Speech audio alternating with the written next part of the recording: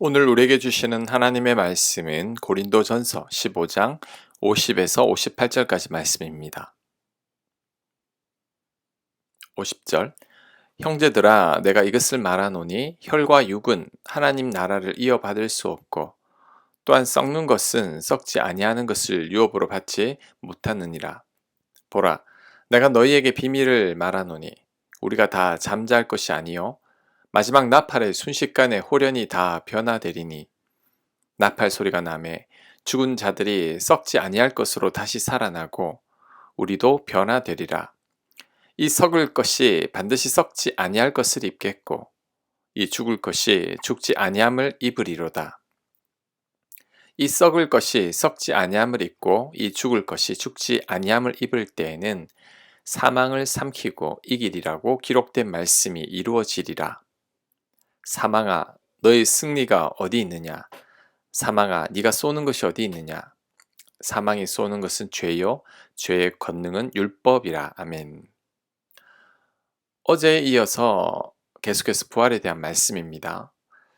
우리 몸은 죽으면 썩지만 부활의 몸은 썩지 아니하는 몸이라고 합니다.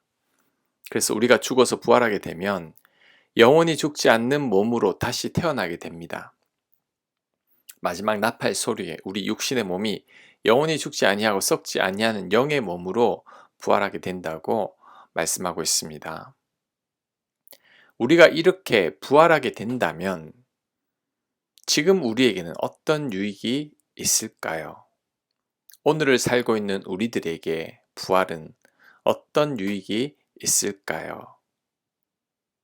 첫째, 죽음의 공포와 두려움이 없어집니다. 왜냐하면 더 이상 우리들에게 죽음이 없기 때문이죠. 영원한 생명만이 우리를 기다리고 있을 뿐입니다. 그런데 이것만 해도 실로 엄청난 축복이죠. 하나님을 모르는 자들은 죽음에 대한 공포가 말할 수 없을 만큼 큽니다. 저는 죽음을 앞두고 죽음의 공포 때문에 몸부림치는 분을 본 적이 있습니다. 죽기 싫어서 발버둥 치는 그 모습을 잊을 수가 없습니다. 하나님을 모르는 분들은 이런 두려움과 공포가 있습니다. 그런데 우리들은 이런 두려움이 없죠.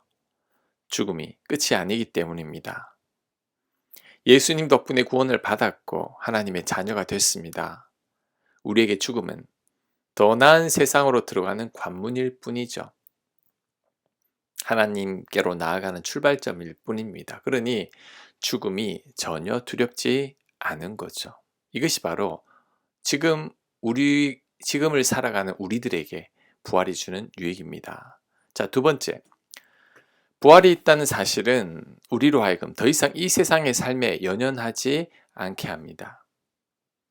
왜냐하면 이 땅의 삶과는 비교할 수 없이 좋은 영원한 세상이 우리를 기다리고 있기 때문이죠.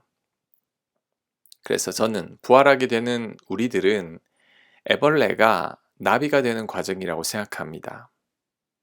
땅을 기어다니는 애벌레가 번데기를 거쳐서 하늘을 나는 아름다운 나비로 변하게 됩니다. 애벌레가 아름다운 나비가 된다는 것이 우리로서는 상상이 잘 안 되는 것이지만 애벌레가 죽음과 같은 번데기를 거치게 되면 나비로 탈바꿈하게 됩니다. 우리들의 부활이 이와 같습니다. 우리들의 육체는 나비 이전의 애벌레와 같죠. 하지만 우리가 죽게 되면 애벌레가 나비가 되듯이 우리는 전혀 다른 영적인 존재로 변모하게 됩니다. 땅을 기는 애벌레가 하늘을 나는 나비로 바뀌듯이 썩을 수밖에 없는 우리들의 육체가 부활 후에는 영원히 존재하는 영적인 존재로 바뀌는 겁니다. 나비가 되면 다시 애벌레로 돌아가고 싶지 않듯이 우리가 부활해서 전혀 다른 영원한 존재가 되면 이전의 육체로는 다시 돌아가고 싶지 않을 겁니다. 왜냐하면 이전과는 비교도 되지 않을 만큼 좋은 존재가 되었기 때문이죠. 우리가 천사와 같이 되었으니 더 이상 인간이 되고 싶지 않은 겁니다. 이러한 사실을 잘 안다면 더 이상 육체의 삶에 크게 연연하지 않게 될 겁니다. 나비가 애벌레 시절을 그리워하지 않듯이 우리도 곧 사라지고 썩을 육체에 집착하지 않게 되는 거죠. 아무리 육체가 아름다워도 결국 늙었어 죽을 뿐입니다. 이 땅에서 모든 부귀 영화를 다 누려도 결국 다 사라지고 말 것들입니다. 그것을 정확하게 안다면 이 땅의 삶은 그렇게 매력적인 것이 못 됩니다. 솔로몬의 고백처럼 다 헛되고 헛된 것들이죠. 그래서 이 땅의 삶에 더 이상 연연하지 않게 됩니다. 더 이상 욕심을 내지 않게 됩니다. 부활이 우리가 죽은 후의 일이어서 멀게 느껴질 수 있습니다. 하지만 부활을 지금 우리가 확실히 믿는다면 지금의 삶 또한 달라질 수 있습니다. 더 이상 죽음이 두렵지 않고 사라지고 말 것들에 집착하지 않게 되는 거죠.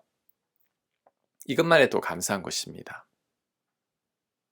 더불어 부활을 확실히 믿게 된다면 셋째, 하나님께 감사하지 않을 수 없습니다.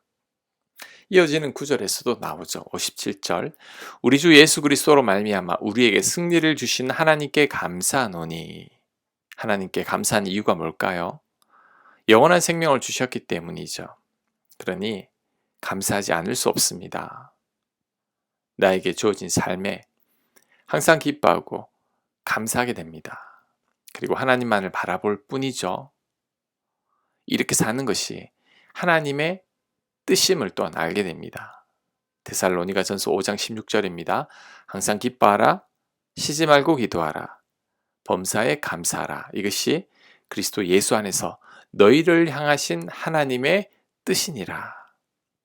하나님의 뜻은 우리가 이 땅을 살면서 항상 기뻐하고 범사에 감사하는 거죠.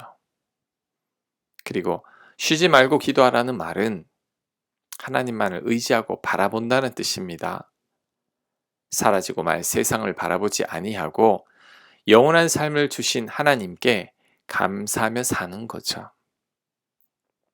그리고 마지막으로 바울은 이 땅을 어떻게 살아야 할지에 대해서 한 가지 더 권면합니다. 58절 그러므로 내 사랑하는 형제들아 견실하며 흔들리지 말고 항상 주의 일에 더욱 힘쓰는 자들이 되라.